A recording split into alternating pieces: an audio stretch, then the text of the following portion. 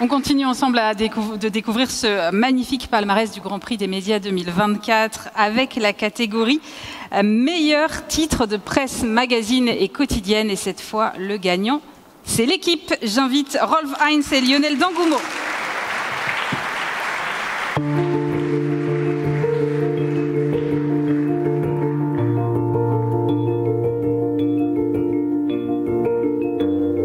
Récompensé en 2023 dans la catégorie meilleure chaîne TV avec la chaîne L'équipe, le groupe se voit attribuer la catégorie 2024 de meilleur titre de presse. L'incontournable quotidien de l'information sportive se détachait nettement dans les avis du jury, probablement boosté par une actualité vraiment porteuse entre le football de l'Euro, le rugby avec la Coupe du Monde en France et les JO de Paris 2024. Bon, j'imagine que c'est un bonheur pour vous de surfer sur cette année sportive ultra chargée. Je vous en prie, mettez-vous bien au centre. Bonsoir, merci. Alors tout d'abord un mot pour les équipes qui ont avec beaucoup de talent et beaucoup de passion innové, inventé de nouveaux formats et développé l'offre éditoriale. Donc grand bravo.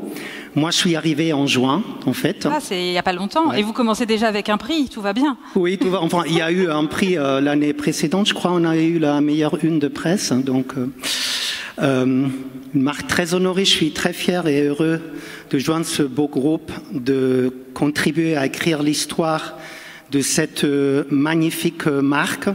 Et j'arrive avec l'ambition d'élargir encore plus le terrain de jeu de l'équipe, de toucher un public encore plus large, d'être un média autant de cœur que de tête, sachant que l'équipe unit deux éléments d'âme, l'expertise d'un média référent InfoSport dans toutes ses dimensions et l'émotion, et je pense que nous avons tous pu partager l'émotion de la passion du sport, de partager le sport cet été lors des Jeux Olympiques et maintenant lors des Jeux Paralympiques. Alors nous faisons cela sur tous les médias, donc digital, print, télévision, dans tous les formats. Et dans ce développement, le journal reste un élément absolument central, comme le prix en témoin. Et je passe la parole à Lionel. Bravo Lionel, tu pourras donner quelques exemples phares. Oui, merci au jury pour ce prix qui nous honore beaucoup. Et je voudrais remercier et féliciter d'abord la rédaction de l'équipe qui nous permet d'obtenir ce prix aujourd'hui et ce prix qui récompense le travail d'innovation, la capacité à trouver de nouvelles idées, à se renouveler. Vous avez montré quelques moments forts, quelques temps forts de notre offre éditoriale sur l'année écoulée.